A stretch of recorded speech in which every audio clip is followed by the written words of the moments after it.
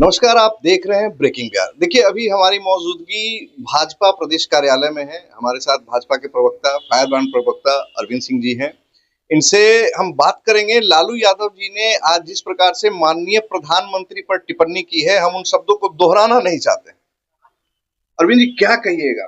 किस प्रकार की जो टिप्पणी लालू यादव जी ने किया है, क्या ये सही है? देखिए, लालू जी की पहचान इसी के लिए है कि सभ्यता, संस्कृति, देश के संविधान को समुद्र में फेंक देना। 140 करोड़ देश की जनता ने जिसको देश के यशस्वी प्रधानमंत्री तृतीय बार बनाया, उसको ये कहते हैं कि समुद्र में फेंक दें। ये भारत के संविधान को समुद्र में फेंक रहे हैं। ये भारत के प्रधानमंत्री को समुद्र में फेंक रहे हैं। अब सोचिए कि जो देश के प्रधानमंत्री को समुद्र में फेंकेगा, उस देश के 140 करोड़ जनता उसको कहाँ रसातल में धंसा देगा, उसको समझ ही नहीं है। क्या बक रहे हैं? पुत्र के द्वारा नजरबंद होने पर, चुनाव में हार के कगार पर पहुंचने पर व्याकुलता में इस तरह का बयान देना, इस उम्र के चौथे पायदान पर, यह बहुत बड़ा दुर्भाग्य है। और इस देश में बताइए, ऐसा लोग भी है जो अपने ही देश के चुने हुए प्रधानमंत्री को कहता है कि समुद्र में फेंक देंगे।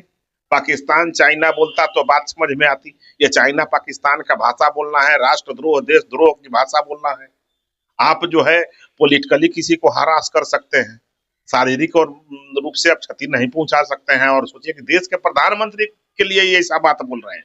तो इस टाइप के लोग जो हैं, ये विक्षिप्त मानसिकता के लोग हैं, व्याकुल भारत हैं। इनको पता नहीं है कि ये देश में सबका साथ, सबका विकास, सबका प्रयास और सबका साथ वाला नारा चलता है। यहाँ जो है एकता में बल है का नारा चलता है। यहाँ एक है तो सेफ है रहेंगे।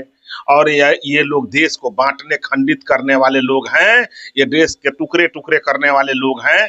इस तरह की विक्षिप्त मानसिकता के ये लोग पोषक हैं। बांटोगे तो कटोगे से एक है तो सेफ है पर आए हैं। चलिए, अच्छी बात है। अब दूसरा सवाल मेरा आपसे ये है कि अभी पूरा बिहार जो है चुनावी माहौल में चला गया है। 4 सीटों पर विधानसभा उपचुनाव हो रहे हैं, जिसमें एक इमामगंज सीट जो है एनडीए गठबंधन के हाथ में थी। तो अभी क्या आपको लग रहा है कि इन चारों सीटों का रिजल्ट आपके पक्ष में कितना आएगा? ये चारों सीट नेता, नीति, नियत, विकास और सबका साथ से एनडीए प्रचंड बहुमत से जीतने जा रही है। नरेंद्र मोदी का विकास और नीतीश कुमार का बिहार में विकास का लिखा हुआ इतिहास से प्रचंड बहुमत से बिहार में एनडीए की सरकार चारों सीट पर विजय प्राप्त उपचुनाव में होने जा रही है।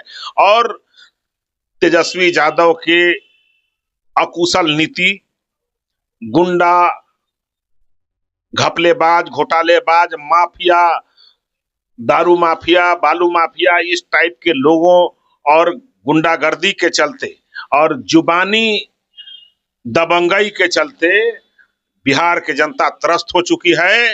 वो सब चाहते हैं कि हमारे बच्चे स्कूल में जाएं, बेटियां सुरक्षित रहें, और रोटी बेटी स्कूल में बच्चों को सुरक्षा को लेकर के राजद के विरुद्ध में वोटिंग होगा और चारों सीट पर एनडीए प्रचंड बहुमत से जीतने जा रही है। एक अंतिम सवाल, लालू यादव के परिवारवाद पर हमला करते करते आप लोग भी परिवारवाद के शिकार हो गए, जिसकी वानगी इमामगंज और तरारी में देखने को मिली।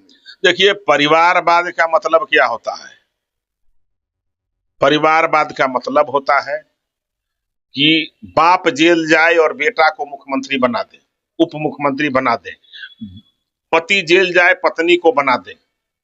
ये होता है परिवारवाद। और एक होता है, बाबू राजनाथ सिंह जी देश के रक्षा मंत्री हैं, उनका बेटा 20 साल से पार्टी का सेवा करता उस काम कर रहा है, बीजेपी में काम कर रहा है। करते करते वो जनमत से विधायक बना, विधायक बन करके वो आगे बढ़ा है। आज भी कोई बहुत ऐसा पद पर नहीं गया है। Doctor CP Thakur Bharatiya Janata party के प्रदेश अध्यक्ष रहे हैं।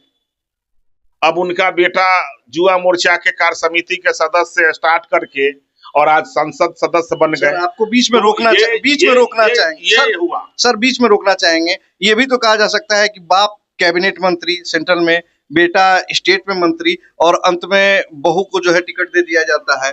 तरारी में देखिए बाहुबली थे, उनके पुत्र को टिकट दिया जाता है। तो सर देखिए आपका परिवारवाद नहीं है? देखिए भाई, मेरा परिवारवाद, मैं भारतीय जनता पार्टी के परिवारवाद का मतलब समझाया। जो व्यक्ति शुरू से पार्टी की सदस्यता ग्रहण करके पार्टी का सेवा कर रहा है तो दूसरे पार्टी में काम नहीं करेगा। जैसे हम इसमें काम कर रहे हैं, मेरा बेटा भी पार्टी का सदस्य है आज 15 साल से, तो पार्टी का सदस्य है तो ये परिवारवाद नहीं हुआ।